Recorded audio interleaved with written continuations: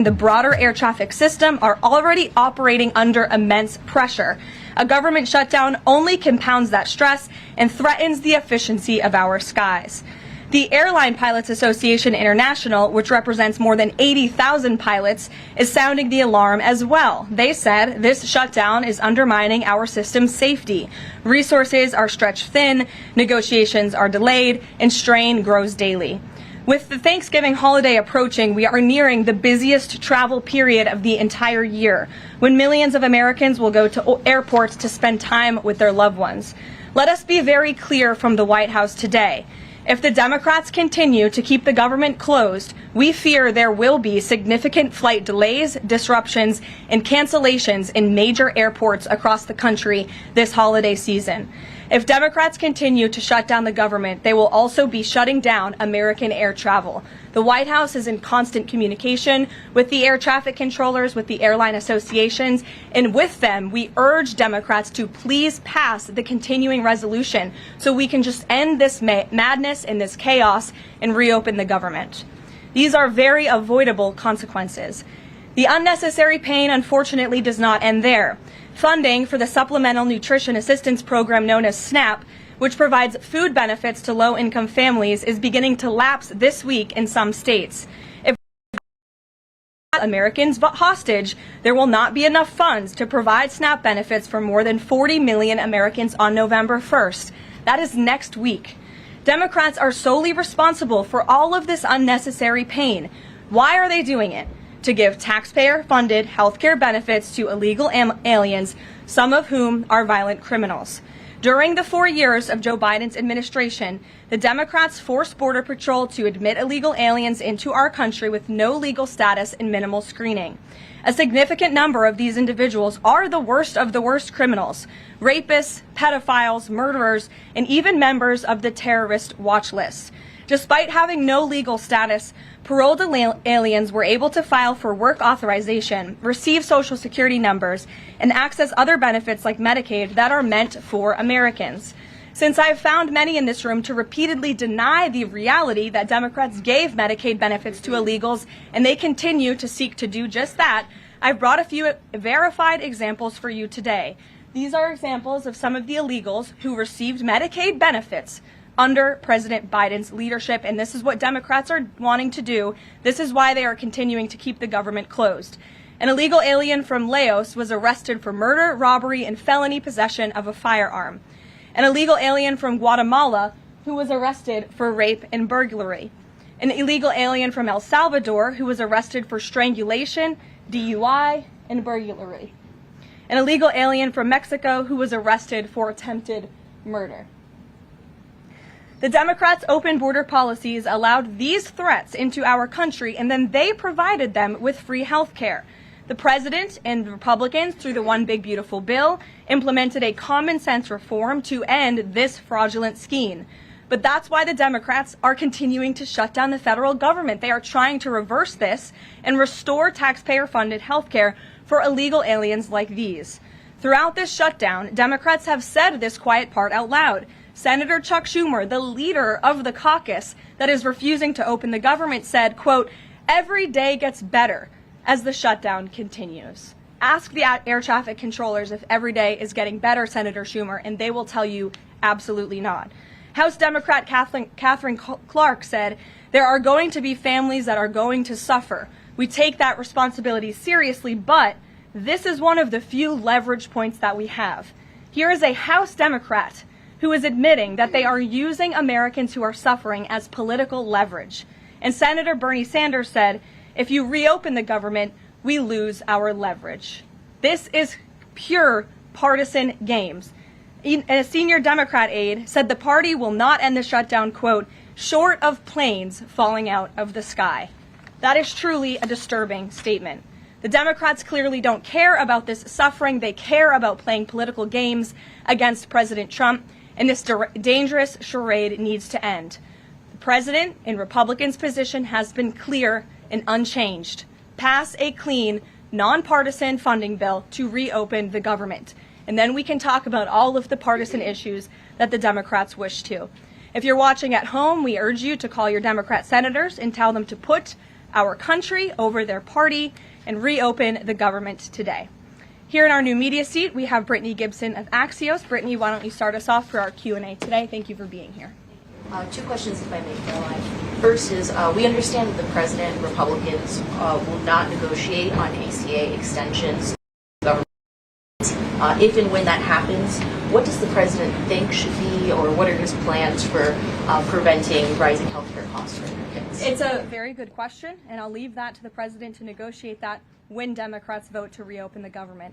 When it comes to lowering healthcare costs, the president is deeply committed to this. It's why he has spent so much time and effort negotiating with Big Pharma to lower the healthcare costs of prescription drugs. All of you have been in the Oval Office for multiple different announcements. We've had these most favored nations deals with these large pharmaceutical companies committing to lowering drug costs in this country. So it's something the president wants to do. And Brittany, one more point. I'll just point out the irony in Democrats holding the government and the American public hostage over a healthcare system that they created. The healthcare system was called Obamacare. Why? Because Democrats and President Obama implemented. And Republicans have always said it's a broken system, yes, but they caused it, and now they want to shut down the government to fix it. We need to open the government, and then we can have these very important conversations about healthcare. And the second, on H-1Bs and foreign students, during the campaign, President Trump said he wanted to make it easier for foreign students to work at U.S. companies, staple a green card to every diploma. But the changes from several agencies now on H-1Bs are adding more obstacles to that. The administration is being sued over those changes. Can you explain the changes in the president's thinking on H-1Bs? The administration will fight these lawsuits in court. The president's main priority has always been to put American workers first and also to strengthen our visa system. We know for far too long the H-1B visa system has been spammed with fraud, basically, and that's driven down American wages. So the president wants to refine this system, which is part of the reason he implemented these new policies. These actions are lawful, they are necessary, and we'll continue to fight this battle in court. Garrett. Two questions on different topics, if you'll Sure. indulge me. On the pardon of Changpeng Zhao, and apologies if I'm mispronouncing that name, Binance has significant business interests with World Liberty Financial, the president's family's crypto company. How do you respond to the allegations from Democrats that this is a corrupt act? I would respond and say the president is exercising his constitutional authority to grant clemency requests. And the president and the White House have a very thorough examination of every pardon request that comes to the president's desk. It is thoroughly reviewed by the White House Counsel Office, and I spoke with our great White House counsel about the pardon after it happened. This was an overly prosecuted case by the Biden administration. Even the judge in the case admitted that the Biden administration was pursuing a egregious over-sentencing of this individual, and the previous administration was very hostile to the cryptocurrency industry. So the president wants to correct this overreach of the Biden administration's misjustice, and he exercised his constitutional authority to do so. And to the Democrats, I would just say there's nothing more corrupt than what President Biden did on his way out the door, pardoning his extremely corrupt son and many of his associates. On the ballroom, the first of which will probably be several questions about this today, I imagine. Is it a big story? It seems that way. The president's cost estimate has changed several times. I think it's up to $300 million now. Given the nature of all this, will the White House commit to releasing all of the donors and how much they're spending and how much of his own money the president is putting on the line to this? We have released the full list of donors thus far. Perhaps there will be more people who want to generously contribute to this project.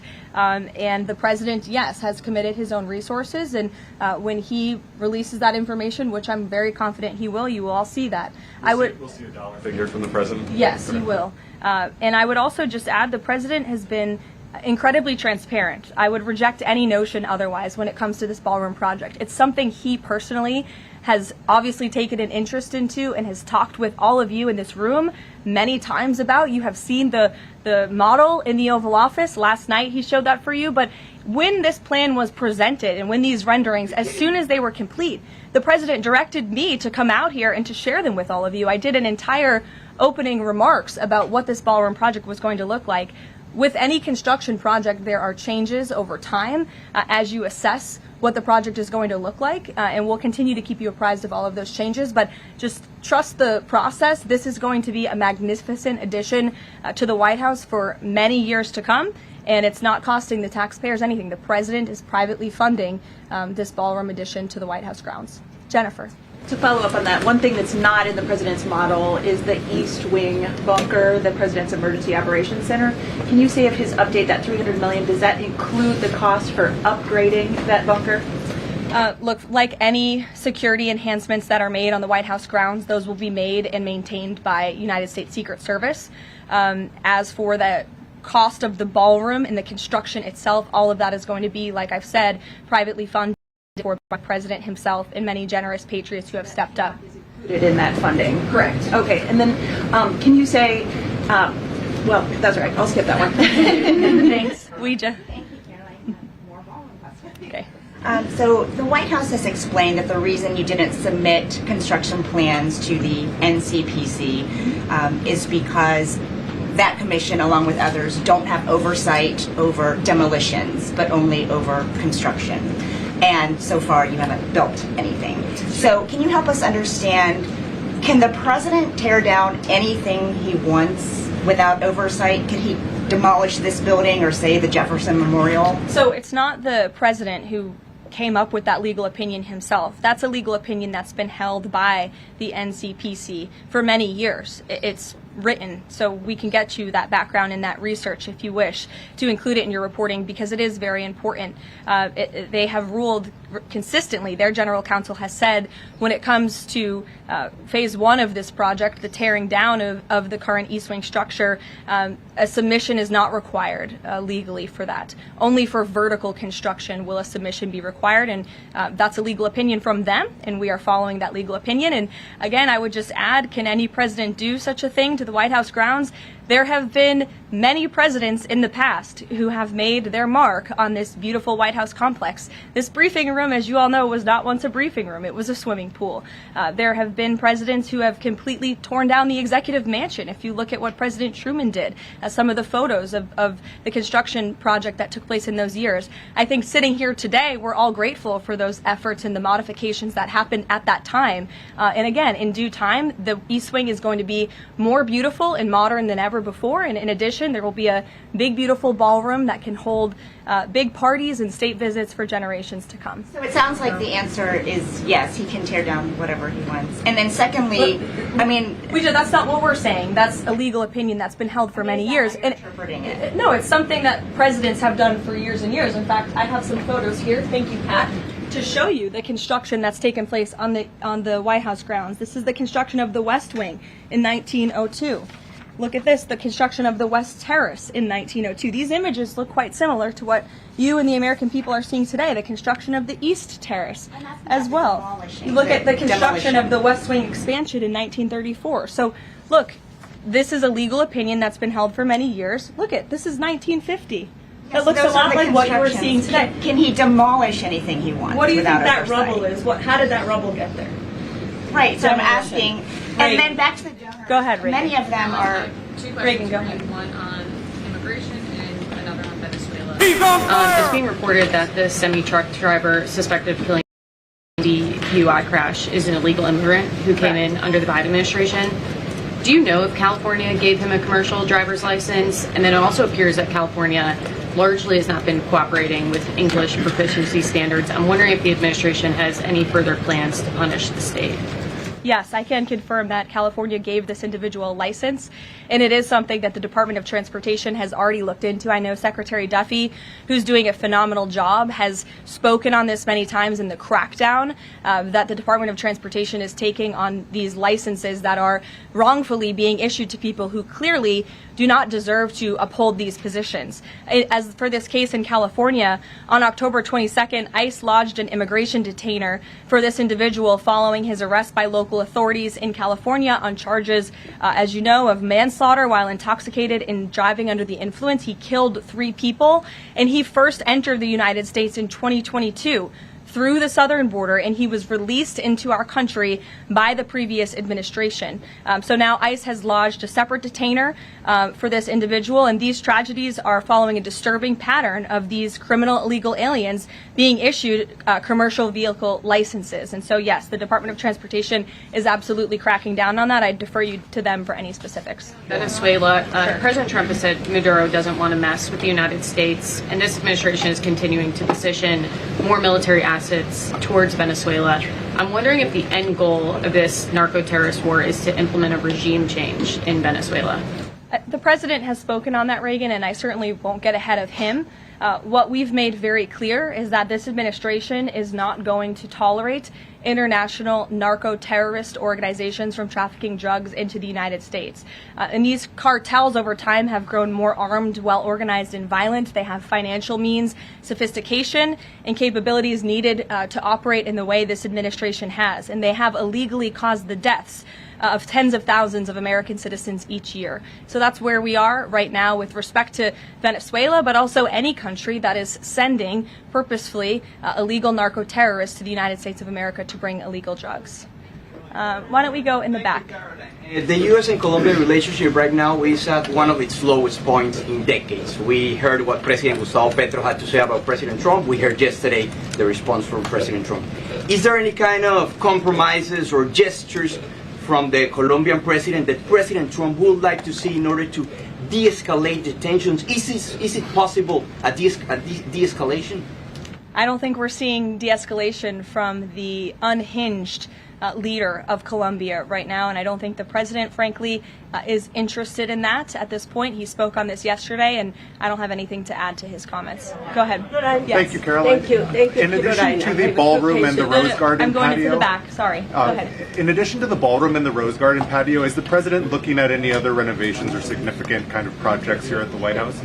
Not to my knowledge, no. But he's a builder at heart, clearly, and so his heart and his mind is always churning about how to improve things here on the White House grounds. But at this moment in time, of course, the ballroom is really the president's main priority. Kristen. Last week, President Trump announced that he had a productive call with Vladimir Putin. They scheduled a meeting in Hungary. Since then, he has canceled the meeting and he has imposed sanctions on Russian oil companies. Can you talk about what changed that led to this dramatic shift, or even just what occurred in the last week that got us from point A to point B? Sure. Look, the always maintained that he would implement sanctions on Russia when he felt it was appropriate and necessary. And yesterday was that day. I think the president has also long expressed his frustration with Vladimir Putin and, frankly, both sides of this war. And he's always said in order to negotiate a good peace deal, both sides need to be interested in a good peace deal. And he feels as though, unfortunately, from the Russian side as of late, he has not seen enough interest and enough action in terms of moving the ball forward towards peace. And so a meeting between these two leaders is not completely off the table. I think the president and the entire administration hopes that one day that can happen again, but we want to make sure that there's a tangible, positive outcome out of that meeting, and that it's a good use of the president's time. Of course, he's traveling to Asia next week. He has a number of events coming up here on the home front as well. He's been incredibly busy, as you all know. You're all tired from covering him and his movements every day, and so we want to make sure it's a good use of the president's time, and the president doesn't want to waste his time, and he said that. All between the Secretary of State and Lavrov that led President Trump to believe that President Putin or the Russians did not want a peace deal. That was not the sole reason, no. I think the Secretary Rubio felt that was actually a productive call. But again, the president wants to make sure that a meeting between himself and President Putin will be a good use of his time. But what exactly led to President Trump not believing, after his call on Thursday, where he said he did think he wanted peace and wanted a peace deal, to believing that Russians were not? Again, the president wants to see action, not just talk. And I think the president is extremely motivated by the success of his peace deal in the Middle East to get things done. And he wants this war to come to an end. He's been saying it now for 9 months being in office, and he's grown increasingly frustrated with the lack of progress from both sides of this war. Mary. For example, two quick construction questions, if I can. You mentioned any construction project comes with changes. The president had initially said that this project wouldn't interfere with or touch. Now he says to do this properly, he realized that the East Wing had to be demolished. This is the people's house. Why not inform the public of that change and when it was decided that the East Wing would have to be demolished?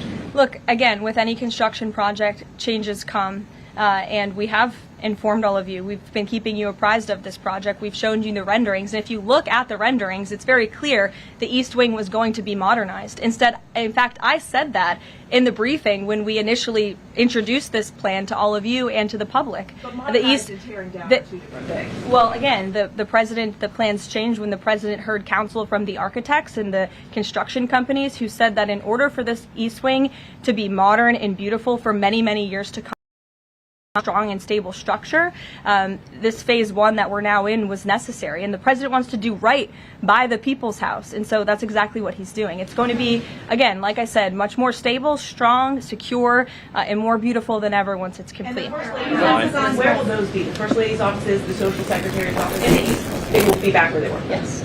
Perfect. Thank you. Cattle ranchers who supported the president's election have raised some concerns about plans to import beef from Argentina. How will support those farmers? Look, the president hears those concerns. He addressed them yesterday himself. President loves our ranchers, and our ranchers love our president. And in fact, the president did a lot for them in his first term here. They are struggling because of the many horrible policies of the previous administration. President loves our ranchers, and he also loves American consumers, and he wants to do right by both. So the immediate solution to the problem of the rising cost of beef, president wants to bring that down, as we have to increase our supply. And so that's what he's doing with respect to these imports. The president also is looking out for our ranchers with a long-term plan that was released by the Secretary of Agriculture yesterday. It's a three-part plan. It's very extensive and detailed. I would encourage all of you to read through it. But there's really 3 points to this plan that the president has agreed upon and has entrusted Secretary Rollins to implement. Number 1, strengthening U.S. cattle production through increased grazing access, endangered species reforms, enhanced disaster relief, increased access to capital, and reducing costs for new and young ranchers. We want to incentivize more Americans to get into this noble profession. Lowering long-term costs by cutting inspection costs, increasing market options for consumers with product of USA labeling, and ensuring consumers know that they are eating American beef. It's a good incentive for the American consumer. And lastly, growing the domestic herd while boosting long-term demand to reduce prices for consumers while growing the markets for our ranchers. So President hears them. He has to address both of these problems for the ranchers but also for the American consumer. He promised to lower costs, and that's what he's committed to doing. Caroline, thank you. 2 questions not on the ballroom. The first is, there's a Democrat in Texas who's actually running for Congress who said last night during an interview when talking about fighting Republicans and this administration, quote, "If you hit me in my face, I'm not going to punch you back in your face. I'm going to go across your neck." This has obviously really upset those folks over at Turning Point USA after the Charlie Kirk assassination. Just your response to that kind of rhetoric. And I think it's very unacceptable. I hope the people of Texas will do the right thing and reject this person's candidacy. It should have no place in American politics. And then just a quick second question on oversight Democrats that are saying that they're creating this master ICE tracker, basically tracking all ICE activity. We've seen the protests in New York just yesterday. Homeland Security is saying that this sounds like obstruction of justice. What do you say? Again, this is actively putting the lives of our ICE agents at risk. We've seen media outlets, in fact, in this room, also write stories about ICE tracker apps that Democrats and other left-wing activists have created to track the location of ICE agents on the ground in our communities. Again, I've said this repeatedly, and I will continue to say it. The men and women of ICE are outstanding people. I wish a Democrat on Capitol Hill would actually have the courage or the guts to stand up to their party and sit down with some of these men and women who are doing this incredibly difficult our federal immigration laws. They are, again, simply trying to enforce the law and do their jobs. And if Democrats spent a little bit more time understanding that and also focusing on the people who they are trying to get out of our country every single day. As I spoke about earlier, 3 innocent people in California are dead because an illegal alien who Democrats let into this country was wrongfully issued a trucker's driving license and clearly was not fit for the job because he was driving intoxicated and killed 3 innocent people. Democrats should focus a little bit more on that. Stop trying to fight this president and this administration on every turn and restore law and order. That's all that we and these brave men and women of ICE are trying to do. Mary. Thanks, Caroline. I have two questions, one on San Francisco and one on the No Kings protesters. On San Francisco, the president said that he had a call with the mayor and he was planning on surging there, but now because the mayor really wants to fix it up himself, they're going to do that. Is this what Trump hopes happens in pretty much every city?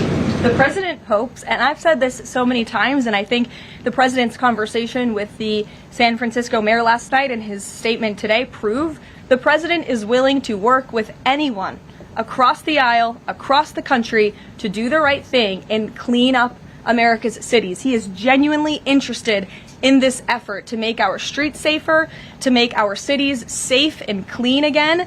And he heard from the mayor last night, who told him that he is going to earnestly try to make his city better on his own. The president heard him out. He said, okay, I'll give you a chance.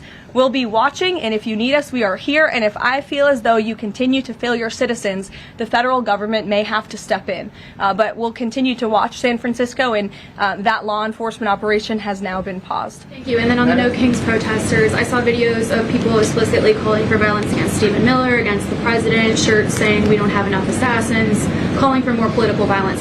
Does the president want to see arrests here, and are we going to see of these types of explicit calls to violence? I would think myself, the president, and everyone here at the White House certainly hopes that anyone who is making violent and illegal threats in that way against public officials will be arrested and prosecuted. Sure. Thank you. Two questions. Would the president support the Senate ending the legislative filibuster to end the shutdown? This is something I haven't heard the president talk about much, so I don't want to speak on him for it. I'll let him answer that question himself. And do you have an update on the NASA administrator nominee? Do you plan to nominate anyone soon? Or does the president nominate anyone soon? I'll leave that to the president himself. He'll make a decision in due time, and when he does, you will hear directly from him, as you always do. Back, we'll give our friends in the back a chance. Yes. As you mentioned at the top of the briefing, USDA has warned that it will run out of funds to pay full SNAP benefits next month if the shutdown continues. Senator Hawley is floating a bill that would ensure SNAP benefits are continued to pay during the shutdown. Would the president support such a move? And you also announced that the administration was using tariff revenue to keep WIC going during the shutdown. How long will that last? And is anything similar being considered for SNAP? Yes, the administration would absolutely support that legislation. We hope that it would come over the finish line, but the bill that will get everyone paid and put everyone back to work is the clean continuing resolution. That's what the president and Republicans want to see. Ed, go ahead, Ed. Thanks, Carolyn. On the Russian sanctions again, how much pressure do you think this sanctioning these two Russian companies actually puts on President Putin? Because the last administration sanctioned two other oil companies. So how much economic pressure is this really? A lot. If you read the sanctions and look at them, they're pretty hefty. And I saw some international news out of China this morning that they're scaling back oil purchases from Russia. We know India has done the same. The president has also pushed European countries, our allies, to please stop their purchases of Russian oil as well. So it's full court press for sure, and we expect that these sanctions are going to do harm, as the Secretary of Treasury said yesterday. Could there be more? Is this just the first step, or could there be more sanctions? I'll leave that to the president to decide. Sure. We've seen the video or heard the NBA gambling, involved in the gambling issue there. Does the president gamble? What does he think about that? You know, I'm not sure. I don't think he does. I've been with him quite some time, and I have not seen him gamble before. I don't think he's a big gambler, but you can ask him yourself next time you have a chance to, Ed. Go ahead. We'll go to you. Thank you. Okay. You're welcome. Two quick questions. Back to the ballroom. It is a very spectacular ballroom, according to the renderings, and if it's half as nice as the one in Mar-a-Lago, then future presidents are really going to appreciate it. They will. Thank you, Jake. First of all, is there like an official name? Like, are we calling it the Trump Ballroom, or does the president have a vision for what the name for the ballroom is going to be? There will be an official name. I will let the president announce that once he firmly decides on it.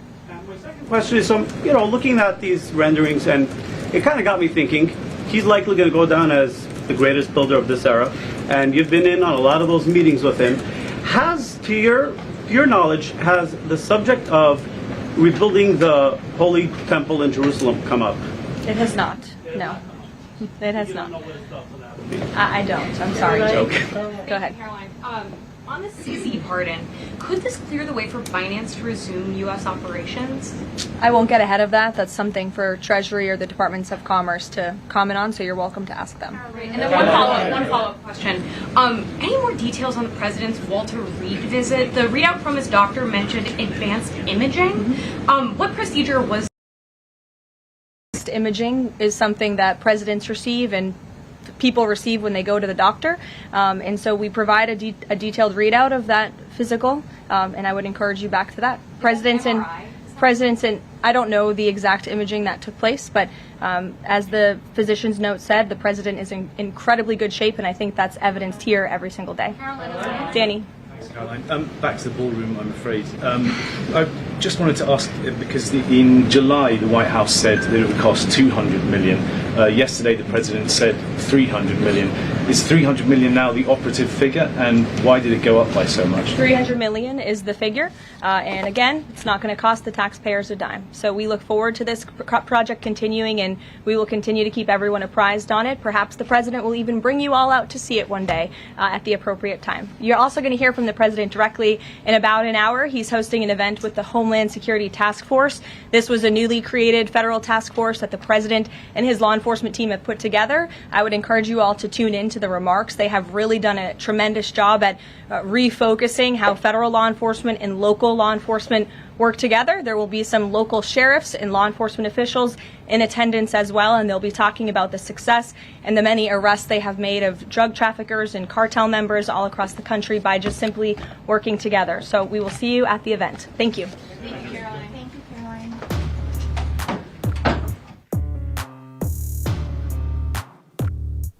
And we're starting up that new live stream broadcast. We'll be starting at about 2:50. Okay. Well, that's the White House press briefing. Their audio sucks. I don't know who deals with that stuff, but they need to fire that guy. Maybe deport him too. Either way, I'm gonna grab this link tree, or this link list. We're not using the link tree anymore. This link list really quick. I don't think we're gonna be able to cover President Trump live at 3 because I have somewhere I have to be really quick, so I don't think that I'm going to be able to cover that, but I will try and grab clips for Coffee with Hooligans.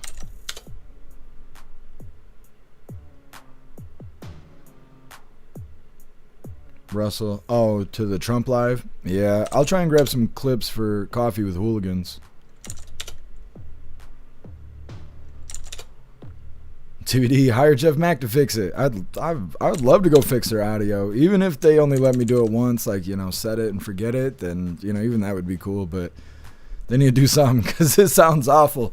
It sounds like they pulled it out of the box and just was like, all right, here you go, and didn't do anything to it. Either way, there's a link list where all of my links are listed, so if you'd like to make donations, join membership programs, or purchase any merch, I would really appreciate it. All of your guys' contributions keep us running every day except for Sunday. We just got to have a day to recharge those batteries. Definitely go join Discord. Discord is our free hooligan community. It's the best way to be notified every single time we go live. The hooligans are there keeping the conversation going 24/7, and we have 2 news boards to keep you up to date with everything going on around the world. So definitely go join Discord.